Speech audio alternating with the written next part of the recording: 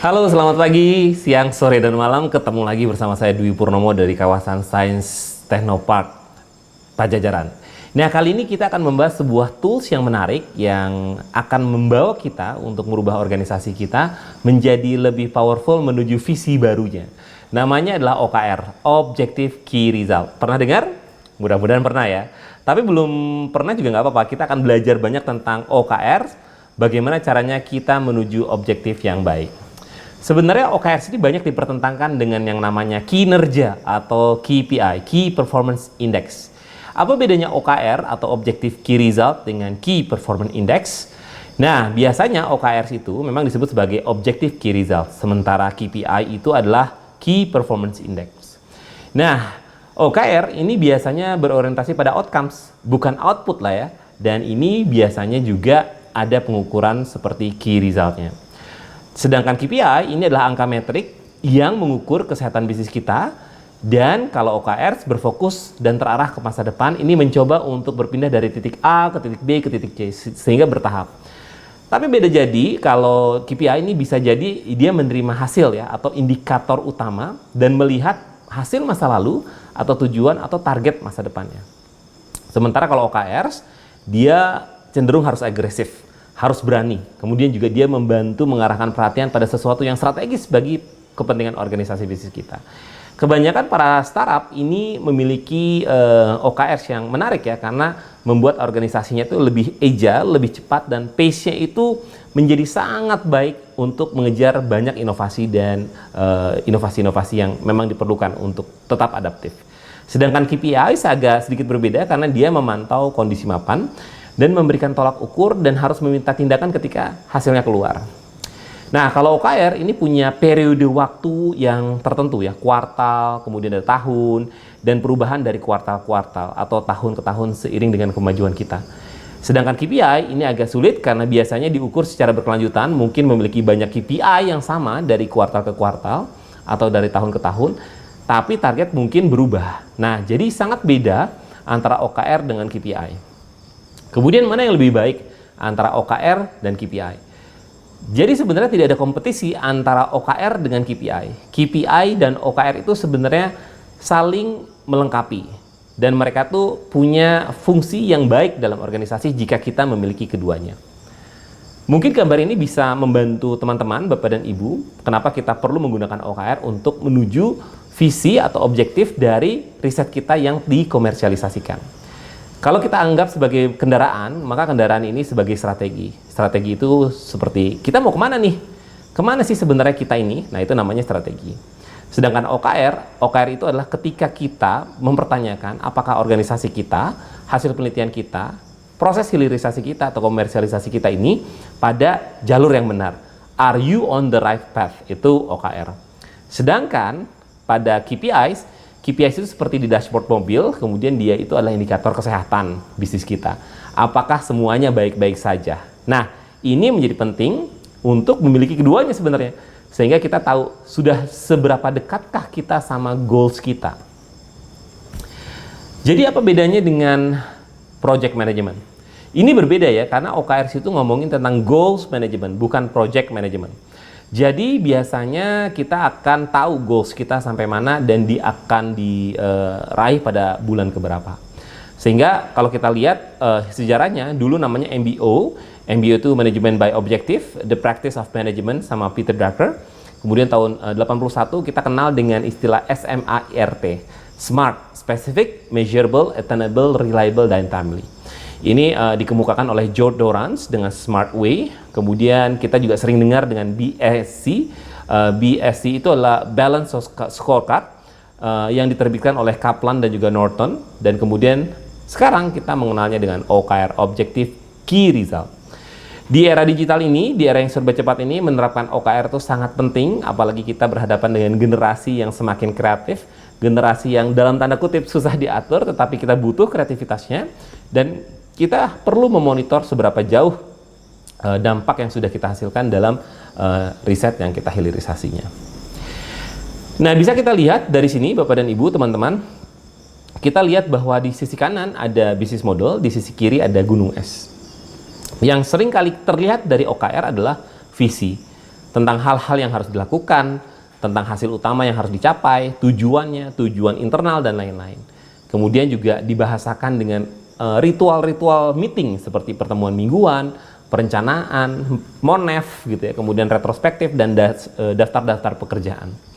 Tapi yang seringkali dalam melakukan proses riset, apalagi komersialisasinya, apalagi menjadikan bisnis menjadi lebih bagus, yang sering kita lupakan adalah tentang tim dan juga motivasi. Padahal ini menjadi hal yang paling penting bahwa self-organized team atau self-managing team yang terdiri dari bagaimana tim kita tetap fokus, tetap lincah, melakukan proses perbaikan yang terus-menerus, kemudian melakukan iterasi yang pendek, dan kemudian motivasinya menjadi lebih baik karena jelas, selaras, transparan, dan keterlibatannya menjadi bagus. Nah, seringkali kita fokusnya pada produk, padahal di balik itu kita harus punya tim yang inovatif. Oleh karena itu digambarkan dengan proses gunung es ini. OKRs itu biasanya dibagi jadi objektif, O, KRS, Key Results, dan juga Plan atau inisiatif. Jadi gambarnya kira-kira seperti ini. Jadi objektif itu biasanya quarterly goals dibagi 4, kemudian Key Result dalam bentuk matrix, dan kemudian ada inisiatif. Yang menarik di sini adalah dari atas ke bawah, dari bawah ke atas, yaitu weekly initiative. Contohnya adalah seperti ini. Kalau kita punya objektif key result secara personal, contohnya adalah punya tubuh yang lebih sehat dengan tubuh yang profesional. Menjadi lebih sehat dengan tubuh yang profesional itu adalah OKR-nya, objektifnya.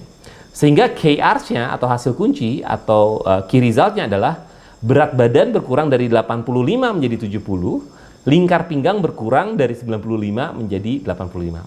Bisa terlihat apa bedanya objektif, biasanya dirangkum dengan kata-kata dimulai dengan menjadi, kemudian kalau KR itu adalah kuantitasnya seperti apa, dan biasanya terukur.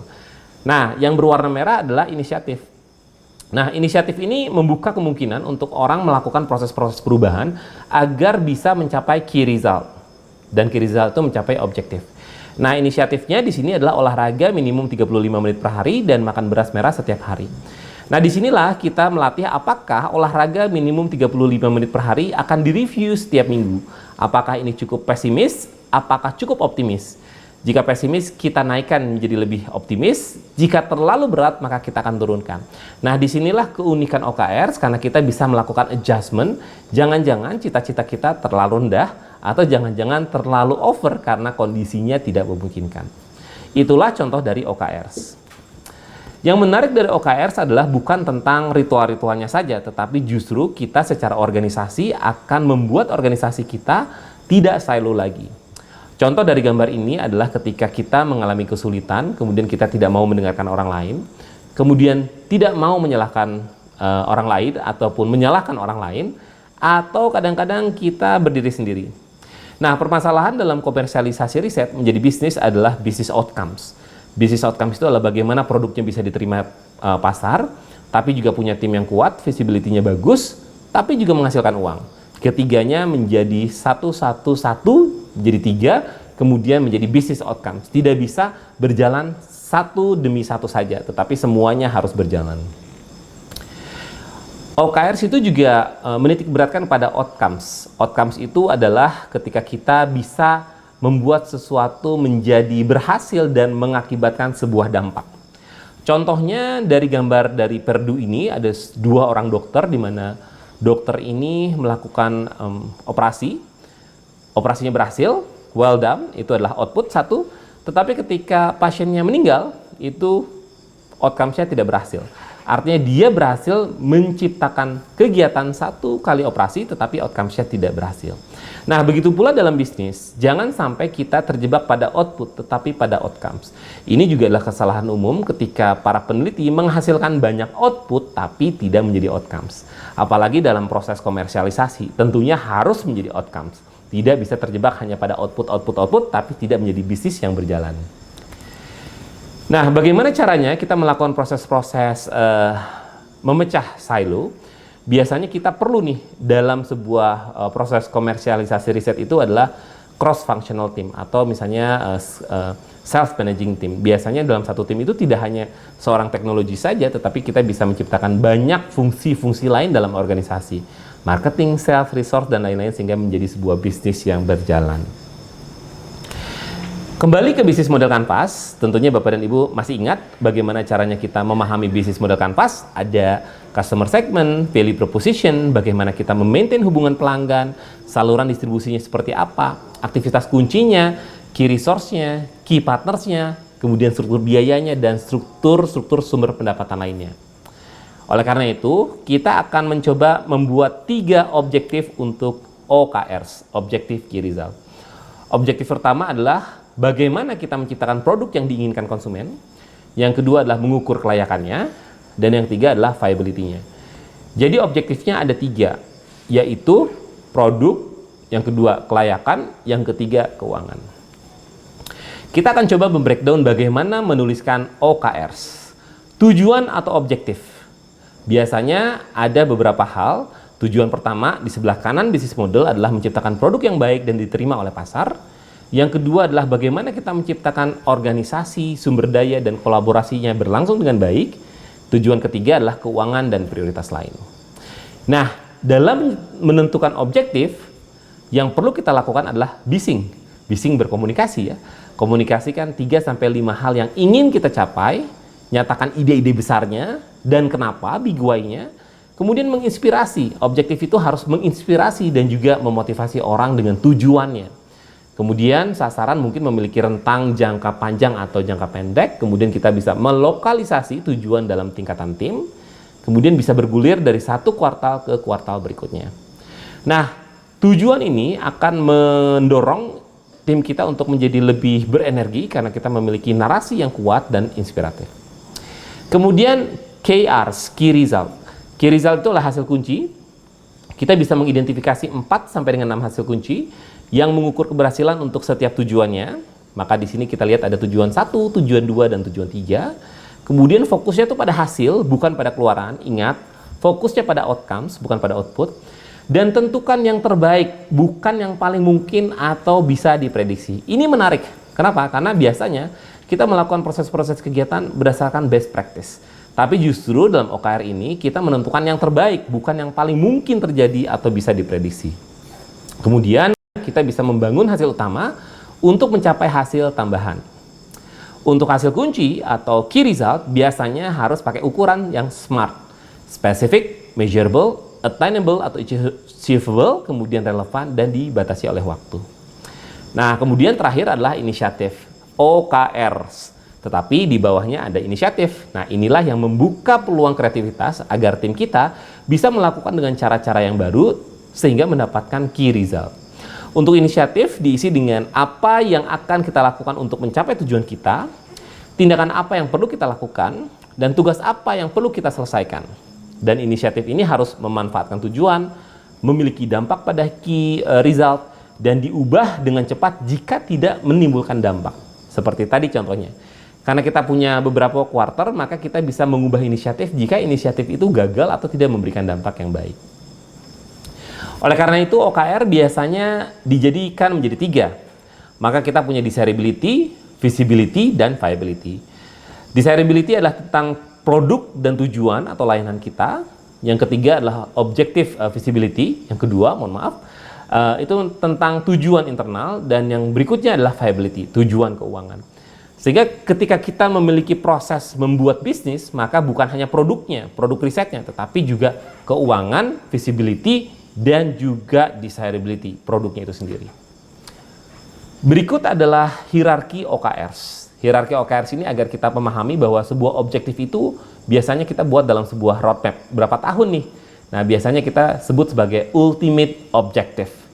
Nah, ultimate objective ini diturunkan menjadi beberapa objektif dalam beberapa unit. Jika kita memiliki bisnis kemudian memiliki beberapa unit, maka turunkan menjadi unit atau company objektif 1, 2, 3, dan 4. Setiap objektif memiliki key result. Nah, disitulah kita menuliskan key result. Objektif itu adalah ungkapan kemana kita harus berangkat, dan objektif ini biasanya adalah pernyataan yang menginspirasi dan mengetahui arahnya. Sedangkan key result adalah bagaimana kita tahu kita mencapai tujuan kita, sudah sampai mana. Sementara key result ini juga diukur progresnya sehingga kita bisa tahu seberapa jauh kita bisa melangkah. Key result itu dijawab atau dikerjakan dengan inisiatif. Nah, inisiatif ini adalah apa yang harus kita kerjakan secara detail melalui tugas-tugas, dan biasanya ini melakukan proses-proses yang dilakukan harian. Oleh karena ini OKR itu dicek setiap hari dengan daily meeting, dicek lagi dengan weekly meeting, dan weekly meeting ini biasanya melakukan proses alignment atau proses penyelarasan dengan unit lain, sehingga apa yang kita kerjakan bisa selaras dengan unit lain, sehingga kita bisa mengacu pada satu goals yang sama. Karena proses pengecekan ini dilakukan secara bertahap, dari mulai daily, weekly, monthly, sampai tahunan, maka kita akan menjamin bahwa kita mencapai tujuan pada saat yang ditetapkan. Oleh karena itu, kenapa kita penting untuk memahami goals, tujuannya, dengan melakukan proses OKRs. Pertama, kita menjadi fokus. Kita jadi tahu apa sebenarnya yang kita inginkan dan apa yang tidak perlu kita ungkapkan atau kita kerjakan. Yang kedua, ada proses alignment. Ini banyak sekali terjadi ketika kita banyak unit bekerja keras, kemudian punya banyak hasil, tetapi tidak align satu sama lain. Artinya tidak mengerucut. Jadi bagaimana kita meyakinkan bahwa semua usaha kita memiliki fokus pada yang paling penting. Kemudian adalah akselerasi. Apakah tim kita benar-benar mencapai potensinya atau tidak? Nah, ini menjadi penting, sehingga misalnya kalau kita mencapai objektif dalam 5 tahun, jika kita melakukan OKR, biasanya bisa diakselerasi karena kita menemukan banyak insight-insight baru. Sehingga jangan lupa, jika kita mengacu pada bisnis model, yang kelihatan di atas produknya, tapi yang nggak kelihatan adalah viability sama feasibility. Sehingga kita sering lupa. Jadi jangan lupa untuk menyeimbangkan antara desirability, viability, dan feasibility. Kemudian OKR ini dibagi menjadi 4 kuartal biasanya. Kuartal 1, 2, 3, dan 4, yang kemudian kita melakukan proses-proses definition of success atau definisi sukses kita. Nah, untuk mencapai definisi sukses, kita perlu melakukan proses-proses peningkatan kapasitas dan kapabilitas organisasi. Ini juga sering lupa karena kita melakukan proses-proses riset, tapi kita nggak mengembangkan sumber daya manusianya. Oleh karena itu, harapannya kita memiliki definition of success, apalagi buat teman-teman yang melakukan proses-proses komersialisasi yang secara utuh, desirability, viability, dan juga feasibility. Dan jangan lupa untuk mengembangkan organisasinya, sehingga kita bisa memastikan bahwa proses komersialisasi kita bisa dijaga keberlanjutannya. Terakhir teman-teman, bagaimana caranya kita bisa mencapai objektif secara konsisten? Maka ada kewajiban-kewajiban bagaimana kita membangun clarity dan juga culture. Pertama, ada pertemuan mingguan, tapi sebelumnya justru ada pertemuan harian, yaitu 15. Bagaimana kita mengidentifikasi apa yang dilakukan kemarin, hari ini berkegiatan apa hambatannya, apa yang bisa dibantu. Kemudian pertemuan mingguan dan juga pertemuan bulanan biasanya menggunakan starfish model, di mana kita bertanya sama tim kita dan multi-tim dan cross-functional timnya, bertanya apa yang harus kita tetap lakukan, apa yang harus dimulai, apa yang harus kita stop, apa yang harus kita kurangi, dan apa yang harus kita tambahkan. Ya, jadi kita melakukan proses pertemuan rutin, baik itu bulanan ataupun per periodik. Nah, pertemuan periodik ini biasanya dilakukan untuk melakukan proses-proses evaluasi manajemen, bisa berlangsung dengan 60 sampai dengan 120 menit per pertemuannya. Jadi jangan lupa bahwa OKRs ini bukan tentang toolsnya ya, tetapi tentang ritual bagaimana caranya kita membangun tim kita agar lebih baik dan mengontrol satu sama lainnya. Nah, OKR ini biasanya membentuk sebuah tim yang semakin baik ya. Bagaimana caranya menjadi tempat yang makin bagus untuk bekerja, di mana tim kita memiliki otonomi, bersuara, dan engage.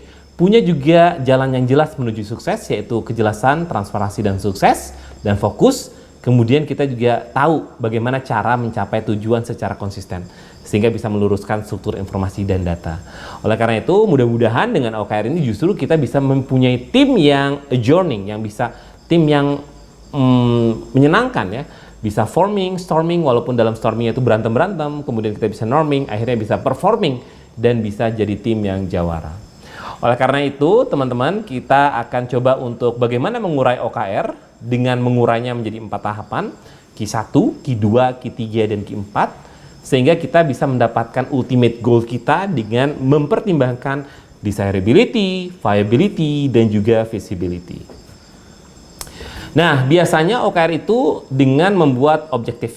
Objektif pertama tentang desirability atau produknya, Objektif kedua adalah tentang visibility, yaitu tentang bagaimana kelayakan timnya dan juga perusahaannya. Dan ketiga ada viability, tentang keuangannya. Oleh karena itu, kita perlu membuat sebuah pernyataan tentang objektif yang biasanya harus menginspirasi. Q1 misalnya, menaklukkan pasar Indonesia. O2 misalnya, menjadi tempat yang paling menyenangkan untuk bekerja. O3 atau objektif yang ketiga adalah viability. Bagaimana caranya biar konsumen mau membeli barang kita dan mencintai barang-barang kita. Biasanya objektif itu dibuat dengan menggunakan kata aksi, ditambah dengan apa yang ingin kita capai, kemudian ditambah dengan bagaimana caranya, in order to, sehingga, begitu ya, kemudian ditambahkan dengan bagaimana kita menyampaikan business value-nya. Contohnya adalah mengimplementasikan insight-insight baru dalam strategi penjualan dalam rangka meningkatkan jumlah pemasaran yang memimpin di pasar dengan cara working remote. Jadi ini adalah salah satu formulanya, menggunakan kata aksi ditambah dengan bagaimana kita mencapainya, dalam rangka apa, sehingga apa. Nah, biasanya objektif ini diturunkan menjadi key result. Key result itu harus smart, specific, measurable, attainable, dan reliable. Misalnya key result 1 adalah 98%, yang kedua 100.000 orang misalnya, dan tingkat kebahagiaan 8-10. Jadi yang satu adalah tentang produk, yang kedua adalah tentang viability misalnya, yang ketiga adalah tentang visibility. Nah, biasanya kita membagikan, dan KRs ini bisa diturunkan ke setiap kuartalnya. Jika tidak membutuhkan proses beberapa kuartal, tidak selalu harus dijabarkan menjadi beberapa kuartal. Jadi kalau misalnya 98, kita turunkan menjadi beberapa kuartal. Kalau pengen 100.000 orang dalam 1 tahun, dibagi menjadi 3 kuartal atau 4 kuartal, dan tingkat kebahagiaan kita juga bisa dibagi menjadi 4 tahapan. Yang perlu diingat bahwa untuk menjabarkan ini juga dilakukan pada objektif lain. Objektif pertama, objektif kedua, dan objektif ketiga. Sehingga kita menjadi tahu mana saja hierarkinya, dengan menurunkan ultimate objektif menjadi objektif-objektif pada unit, dan kemudian objektif itu memiliki key result yang baik. Sehingga kita menjadi tahu apa yang harus dilakukan dalam bentuk inisiatif. Nah, setiap inisiatif ini akan menghasilkan key result. Nah, disinilah dimana kita bisa memberikan kebebasan atau kreativitas bagi tim untuk menciptakan inisiatifnya dalam menciptakan key result 1, 2, dan 3 untuk setiap objektifnya. Oleh karena itu, inisiatif ini tidak menempel langsung pada key result, tetapi inisiatif akan membentuk KRs. Contoh, ada training scrum, kemudian juga workshop OKR, event marketing, dan ini adalah inisiatif-inisiatifnya. Dan inisiatif ini akan monitoring apakah menghasilkan key result dalam satu periode tertentu atau tidak. Sehingga ini akan dimonitoring dalam proses-proses evaluasi setiap hari, minggu, ataupun bulanannya. Terima kasih atas perhatiannya. Kita sudah melangkah pada OKRs. Mungkin agak berat, tetapi kita akan coba berproses sehingga kita paham bagaimana melakukan proses-proses atau langkah-langkah bertahap sehingga kita mencapai objektif kita. Selamat berproses menurunkan hasil-hasil riset dengan menggunakan objektif key result. Semoga probabilitas keberhasilan kita untuk menjadikan komersialisasi yang berdampak bagi masyarakat semakin besar. Sampai jumpa.